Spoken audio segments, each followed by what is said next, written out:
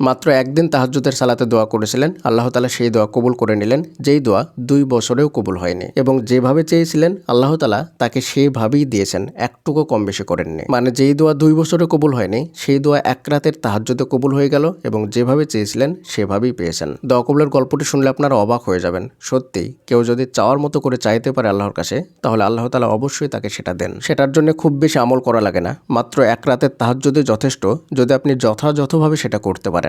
গল্পের শুরুতে তিনি লিখেছেন, আমার বয়স যখন 15 তখন থেকে আমার মাসিক হতো না ঠিক সময় মতো। মানে কোনো মাসে হতো, আবার কোনো মাসে হতো না। তো ব্যাপারটা আমি খুব সহজেই নিয়ে নিয়েছিলাম, আর সেটাই ছিল আমার জীবনের সবচেয়ে বড় ভুল। ভাবতাম শরীরে রক্ত কম, তাই বোধ হয় এমনটা হয়। দিন যেতে থাকলো এইভাবে, আমার বয়স হলো 17। প্রায় 2 বছর এইভাবে কেটে যেতে থাকলো।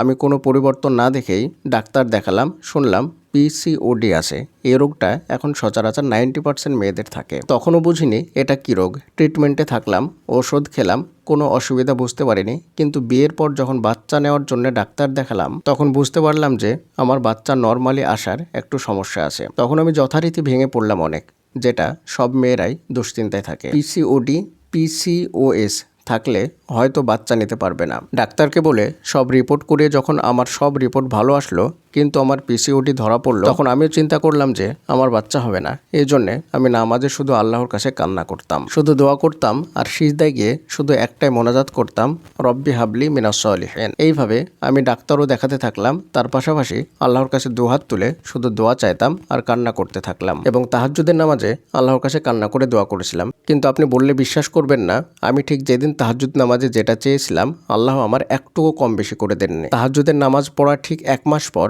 আমি জানতে পারি যে আমি গর্ভবতী। সেদিন আমি এত খুশি হয়েছিলাম যে খুশিতে আল্লাহর কাছে দুহাত তুলে এত আল্লাহর শুকরিয়া আদায় করেছিলাম যে এটা আল্লাহ ছাড়া এত তাড়াতাড়ি বা কনসিভ করা আমার দ্বারা সম্ভব ছিল না। এটা শুধু আল্লাহরই দান। আল্লাহ না চাইলে কোনোদিনও এটা সম্ভব হতো না। আল্লাহর কাছে চাওয়ার মতন চাইলে আল্লাহ তাআলা কখনোই খালি হাত ফিরিয়ে দেন না। প্রিয় দিনী ভাই এবং বোনেরা, দোয়া কবুলের গল্পটি আপনারা নিজে কানেই শুনলেন। মাত্র একদিন তাহাজ্জুদের সালাতে আল্লাহর কাছে দোয়া করেছিলেন এবং আল্লাহ তাআলা কত সুন্দরভাবে দোয়াটা কবুল করে নিলেন। তাহাজ্জুদের সময় অর্থাৎ শেষ রাত্রে এমন একটা সময়, এই সময় আপনি আল্লাহর কাছে যা চাইবেন আল্লাহ তাআলা আপনাকে সেটাই দিবেন এবং সেভাবেই দিবেন যেভাবে আপনি চাইবেন। তাই নিরাশ না হয়ে আল্লাহর কাছে দোয়া করতে থাকুন। চাওয়ার মতো চাইলে আল্লাহ তাআলা অবশ্যই বান্দার হাতকে খালি ফিরিয়ে দেন না। আপনিও যদি আপনার বাস্তব জীবনের দোয়া কবুলের গল্পটি আমাদের সঙ্গে শেয়ার করতে চান, তাহলে শেয়ার করতে পারেন, আমাদের চ্যানেলে প্রচার করা হবে। দোয়া কবুলের গল্প পাঠানোর জন্য আমাদের ইমেল আইডি ব্যবহার করবেন। আমাদের ইমেল আইডি হলো khalidhasan6695@gmail.com। এটা আমরা ডেসক্রিপশনেও লিখে দিচ্ছি।